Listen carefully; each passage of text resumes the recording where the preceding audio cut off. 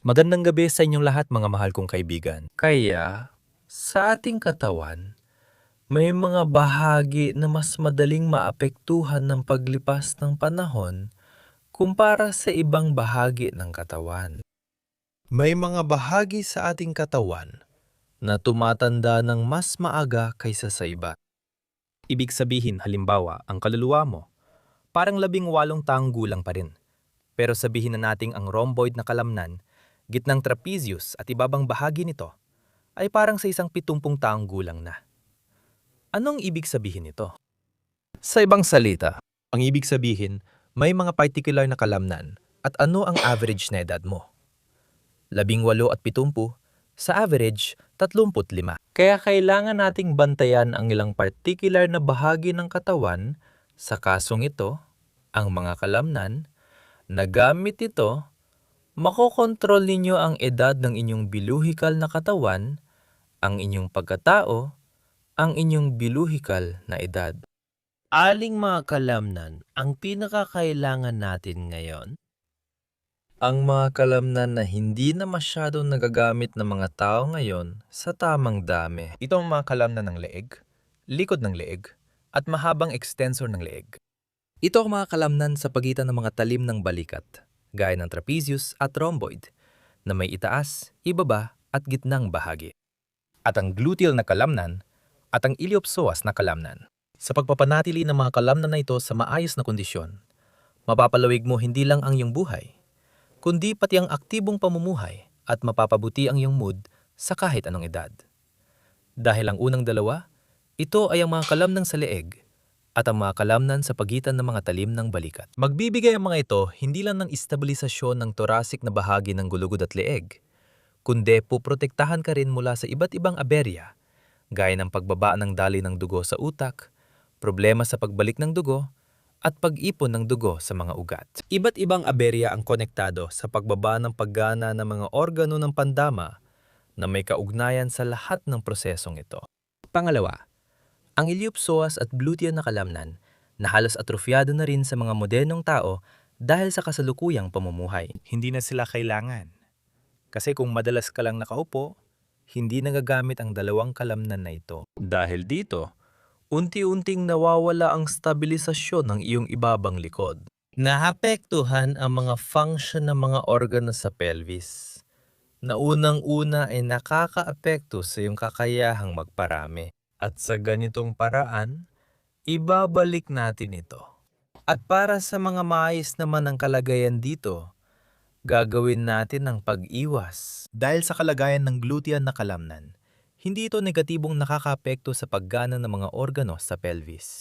Kaya, mga kaibigan, para magawa natin ang hindi madaling gawain na ito, napansin niyo ba kung anong hawak ko sa kamay ko? Ito ang universal na gamit sa ehersisyo ni Dr. Alexiev. Noong symposium noong 1978, ako at ang aking mga kasamahan ay nagmungkahi ng natatanging proyekto ng kagamitang ito sa anyo ng goma na tinatawag na produktong numero 4. Kilala rin ito sa pangalang yon. Ito ay elastikong dilaw na goma. Sa kasong ito, para sa pag-ehersisyo ng mga extensor ng leeg, trapezius, puwitan, at iliopsoas na kalamnan. Ang kagamitang ito ay kakaiba dahil sa bisa, natatangi, at pagiging simple nitong gamitin. Ngayon, ituturo ko kung paano ito gamitin. Kita ko ang pananabik sa inyong mga mata, mga kaibigan. Kaya alam ko, dumating na ang Mayo. Gusto nang maghukay. Gusto nang kumain. Gusto nang mag-ihaw. Gusto nang magpahinga, sa sauna halimbawa. Kaya hindi ko na kayo pahihirapan pa. Alam ko na kakagaling niyo lang sa pagtatanim, sa inihaw, sa sauna, sa mga panghampas na sanga. Kaya't dumiretso na tayo sa mga ehersisyo ng may kasiyahan. Panuorin nyo kung paano ko ito gagawin. At kung may natitira pa kayong willpower, subukan nyo ring sumabay. Kung meron kayong ganitong goma, syempre, huwag kayong gagamit ng garter ng brief. Hindi yan pwede. Huwag nyong subukan. Malapit lang yan. Tiyak makikita nyo. Halos kahit saan meron. Silip lang sa paligid, baka nariyan na. Tara, simulan natin. O mga kaibigan, kunin natin ang goma gamit ang matitibay na kamay. Ilagay natin ang isang bahagi ng goma sa dingding gamit ang palad natin. Ang kabilang dulo ay ilagay natin sa siko. Ilalagay ang palad ng kabilang kamay sa likod ng ulo. Mula sa posisyong ito, ilalayo natin ang siko papalayo sa gilid. Mararamdaman natin kung paano bibigay ng resistensya ang goma. Pero gamit ang malalakas nating kalamnan, o sa ngayon, hindi pa ganun kalakas pero dahil sa mga ehersisyo, magiging malalakas din yan, nilalampasan natin ang resistensya. Sa ganitong paraan, napupunta ang bigat sa trapezius at rhomboid na kalamnan. Lahat ng mga kalamnan na hindi masyadong nade-develop sa mga taong nakayuko ang tindig. At dahil sa mga ehersisyong ito, dahil sa mga galaw na ito, may pagkakataon kayong maibalik ng maayos ang mga ito. Ibig sabihin, ganito ang mangyayari, kita nyo? Pagkaka-develop. Hawakan nyo ng isang kamay, ang isa pang kamay ilagay sa likod ng ulo. At sa posisyong ito, gawin nyo ang paggalaw papunta sa gilid. Gitna, ibabang bahagi ng itaas na trapezius, rhomboid na kalamnan. Lahat na magbabalik ng inyong talim ng balikat pabalik dito, magbabalik ng dati yung matikas na tindig kung dati nyo itong taglay. Gawin nyo rin ang ehersisyong ito. 3, 4 na set. Kung kaya pa, tig-5 ulit. Pumili kayo ng rubber band na kaya nyong ulitin mula 5 hanggang 10 beses. Kung nakakaya nyo ng 10 ulit, pwede na kayong gumawa ng 3 o 4 na set ng ganito. Itong palad na to, halos nasa level ng balikat. Dito nyo i-fix ang rubber band. At sa ganitong posisyon, dahan-dahan nyong gawin ang ehersisyo. Huwag agad gumamit ng masyadong matigas na rubber band para hindi ma-overload ang mga kalamnan. Yung pinakamagaan muna sa simula. Ang pangalawang ehersisyo ay bagay sa lahat ng tao na madalas nakaupo sa harap ng computer. Lalo na kung nagka-type kayo o gumagawa ng mga gawain sa computer. Nalubog kayo doon, buong araw kayo nakaupo ng ganyan, nang hina ang mga kalamnan ng leeg. O kaya naman ay mahilig ka sa cellphone. Palagi mong ginugugol ang oras mo sa ganitong posisyon. Dito, muli, yung parehong goma, hindi iba, yung mismong yon, pwede na yon. Kita mo, ang dali lang gamitin. Ipuwesto mo na ang ulo mo gamit ang 2 kamay ng ganito, isabit ang goma sa ganitong paraan. At mula sa posisyong ito, gumagawa ka ng resistance. Ganito. Pwede mong ilagay ang mga kamay mo ng medyo mas mataas o mas mababa. Depende na yan sa anatomya ng ulo mo. Ibig sabihin, depende kung paano hinahayaan ang hugis ng ulo mo rito na maisabit ang goma para hindi ito dumulas. Mga bandang batok para maayos na nakakabit ito ng ganito. Subukang ilagay ng bahagya sa taas o baba. Pareho lang ang pressure na makukuha. At sa posisyong ito, may 2 paraan kung paano mo ito magagawa. Unang paraan, ito ay parang mga push-up na parang ginagawa mo mula sa pader. Lumapit ka, tapos lumayo. Hawak mo ang goma gamit ang mga kamay mo. Para mas malakas ang tension, ibuka ang mga kamay. Para mas mahina, paliitin ang pagitan. At sa ganitong posisyon, hinila mo ito. Hinawakan sandali, tapos ibinalik. Hinila, hinawakan sandali, tapos ibinalik. Ayan. Pwede mo ring gawin ang mga galaw na may mas maliit na amplitude. Kung kaya ng leeg mo at hindi masyadong mahina ang mga kalamnan nito, pwede mo rin itong hawakan sa static na posisyon. Napakaganda nito para sa taong buong araw na nakaupo at nakatingin pababa.